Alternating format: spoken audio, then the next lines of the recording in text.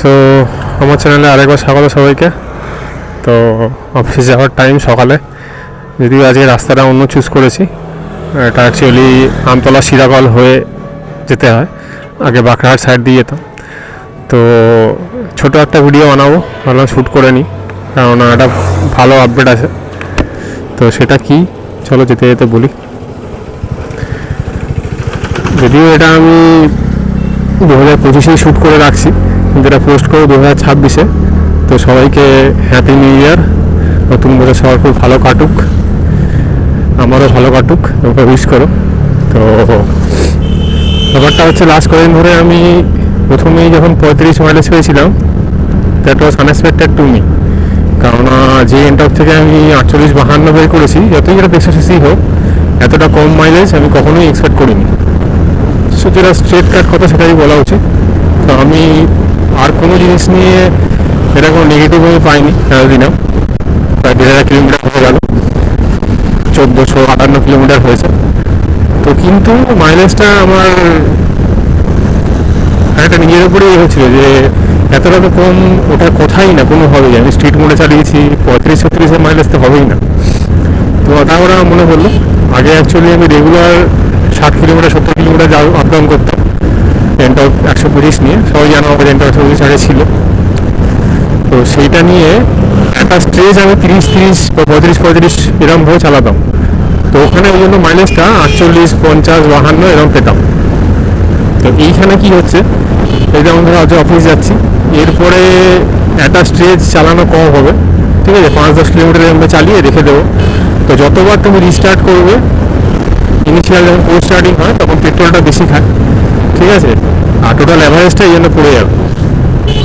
সোজা কথা, এটাকে অনেকদিন প্রায় 5 বছর প্লাস এক্সপিরিয়েন্স হয়ে গেল। তো এতে একটা স্ট্রেচ চালালেই তুমি মাইলেজটা পাবে। একটা স্ট্রেচ স্ট্রিট মোডে তুমি যদি, যেটা আমি টেস্ট করলাম লাস্ট দিন, একটা ভিডিও আমি রেকর্ড করেছিলাম কিন্তু শ্যুট করিনি, কারণ টপ স্পিড টেস্ট করতে গেছিলাম, বাট এখানে রাস্তা সেরকম অ্যাভেলেবেল নেই। তো সেই কারণে টপ স্পিড আছি, ভয়ও নেই।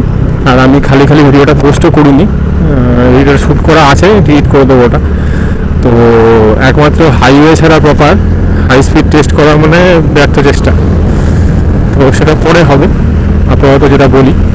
তো ওই দিনই আমি পুরোটা স্ট্রিট মোডে চালিয়েছি, হ্যাঁ, একটা স্ট্রেচ 56 কিলোমিটার মতন একটা স্ট্রেচ চালিয়েছি।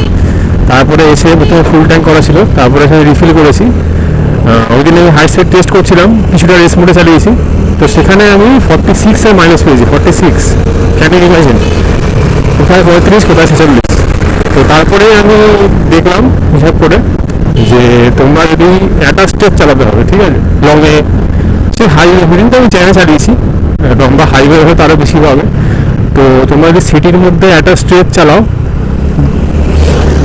মানে একটা স্ট্রেচ বলতে রেখে দিলাম পরদিনেও চালানো এরকম না, দিনে একদিনের মধ্যেই হবে, টানা চালানো আর কি। সেক্ষেত্রে তোমাদের চালালে, তোমরা স্ট্রিট মোডে চালালে মিনিমাম 45 পাবে।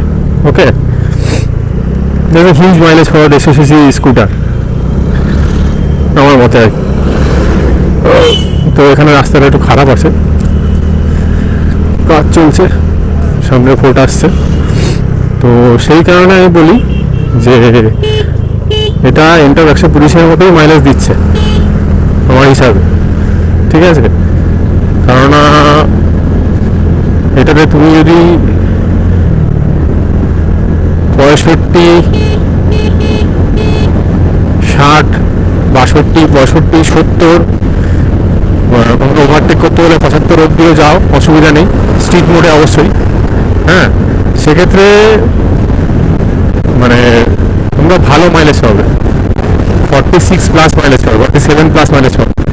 আর যদি আরও সামনে চালাও, একদম হাইওয়ে হয়, সিটিতে জ্যাম দিয়ে যাবে, জ্যামের জন্য বারবার তোমার স্টার্ট অফ হবে, স্টার্ট চালু হবে, চালু করবে, ব্রেক মারবে বেশি, সেটা আলাদা। সেক্ষেত্রে 45 বলবো, 43 থেকে 45 বাবা বলছে একটা স্ট্রেচ।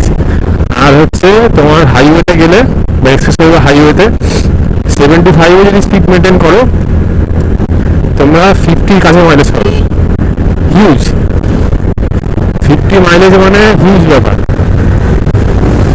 দেখো ওভারটেক করছি, পাওয়ারটা কত বড়।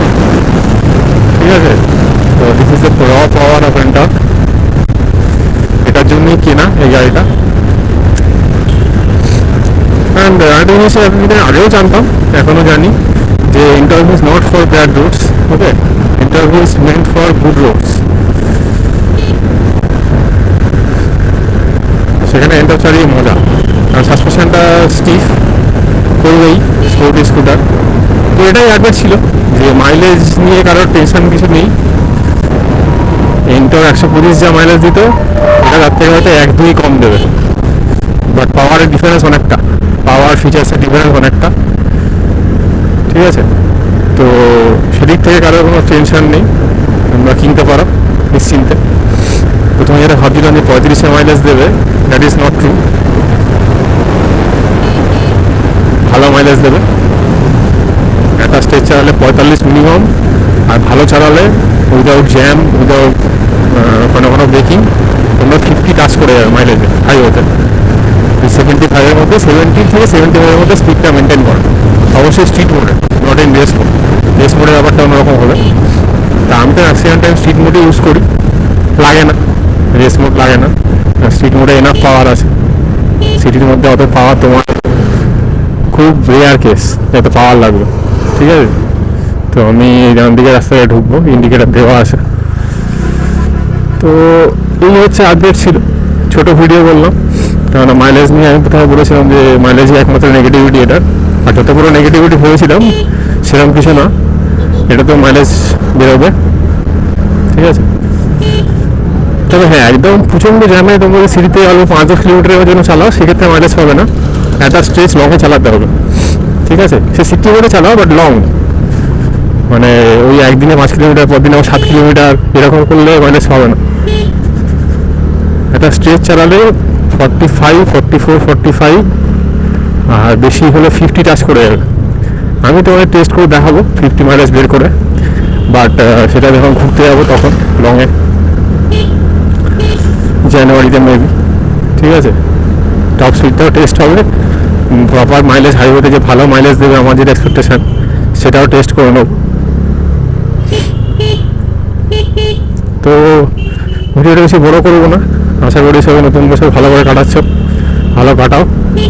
ভিডিও ভালো লাগলে লাইক করো, কিছু মনে হলে জানতে চাইলে কমেন্ট করো, সেটা এন্টার 125 হোক, 150 হোক, যাই হোক, যেটুকু জানি সেটুকু বলবো। তো এই ভিডিওটা শর্টই রাখি, বেশি বড়ো করে লাভ নেই, রাস্তাটাও খারাপ, এই রাস্তাটা বেশি এনজয়েবল রাইড হবে না। তো বাই বাই, টেক কেয়ার।